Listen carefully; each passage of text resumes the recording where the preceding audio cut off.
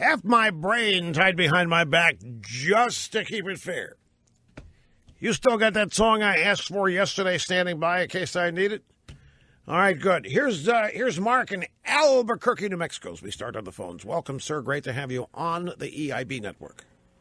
Thank you, Rush. I just wanted to argue with you for a minute, if I could. Sure, but I'm a long-term supporter and a Republican, and I just feel like that talk radio, a lot of folks, but we'll just talk about your show, has been very divisive and has made the Republican tent smaller and smaller. It seems like any of us who might be Kasich supporters or Rubio supporters kind of almost start feeling like the enemy because it's just a constant drumbeat of the establishment versus those of us who are somehow spiritually pure. And I don't think that the folks who are the establishment, the folks like Karl Rove and those folks who are Charles Krauthammer, I think those folks are like me. They're genuinely scared of Donald Trump. We don't think that he's a real candidate. I think he's a con man and a promoter. He was a Democrat until 2009. He's been on almost every side of every issue. He's tapped into a lot of anger, but I don't think, he scares me. If he's the actual nominee, I won't vote in the next election. I can't vote for Hillary. I can't vote for the communist, and I certainly. Well, that's what you're going to end up. Trump. That's what you're going to end up doing if you don't vote. Yes, I realize that. I'm not one of those who voted for Ross Perot back in the days, and I realize that's throwing a vote away. But I cannot, in good conscience, vote for a man that I think is just a promoter and a con man. See, I differ. That's where I differ from you. I don't think there's anything on our side that comes anywhere close to threatening this nation like the Democrat Party does, and Hillary Clinton, and Barack Obama, and John Kerry, and anybody else in that organization, that party, their leadership, even their base voters, scare the heck out of me.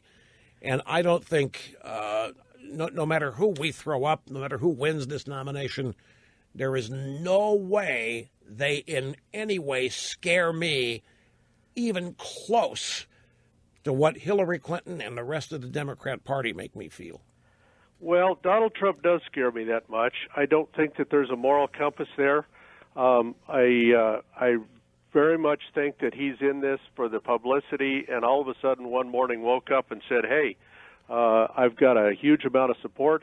Maybe I can win this thing, and then I'll decide what my moral compass is. I don't think the man is well grounded. I don't think he's a conservative. I mean, he's donated money to the Clinton Crime Foundation. He's donated money to every Democrat out there. He talks about about being able to self-fund his own campaign, but he's loaning the money to his campaign, and he is the special interest. He's the special interest guy that bought every politician in New York so that he would have access. And this is not the kind of man that I want without a moral compass as the Republican nominee. I'm hoping that in New Mexico we'll get a chance to vote, and I'll certainly vote for Ted Cruz because he is the most likely alternative. But you're a Kasich guy? Is it when it gets down to it? My first choice was Marco Rubio. I think he could have beat Hillary like a drum. And I like the guy.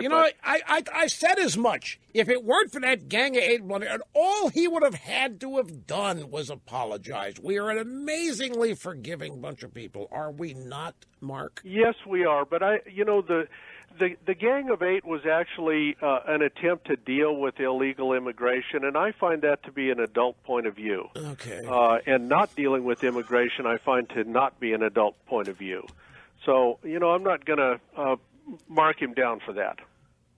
I think but somehow... Well, the reason he didn't finish is because other people did mark him down and then didn't accept his explanation for it. This is my point, and one of the reasons I called. The reason he was marked down is because there was a constant drumbeat on talk radio about the Gang of Eight and how he had become an establishment.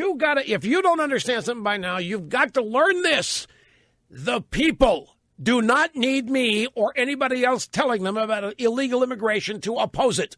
They do not need me to tell them how it is destroying this country. They know it. They're living it. They're not being guided in that. They're the ones in 2007 called me, you better get in gear and help us stop this. They're not waiting for any leadership on this. They are the leaders on it. And that's where Marco Bliff, all he would have had to do was apologize. That speech he gave getting out was awesome.